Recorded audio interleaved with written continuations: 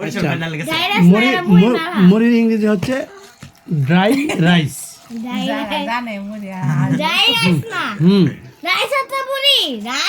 Rice তো ভাত আর dry হলো শুকনা, এটা শুকনা ভাতের মতো। আর যারা আপনার মতন আচ্ছা এখন আপাতত এটা তো চালানি। এটা ভাই ফেসবুকে ছেড়ে দিন।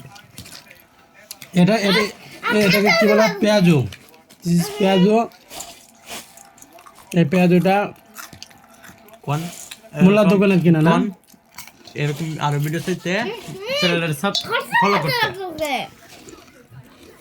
একদম এটা সানাসুর না, সানাসুরের মধ্যে একটা নিমকি থাকে না, এটা হচ্ছে নিমকি। একটা জিনিস তো জানালো না। আর সানাসুরের ইংরেজি কি? গ্যাস গ্যাস হচ্ছে সানাসুরের ইংরেজি। আচ্ছা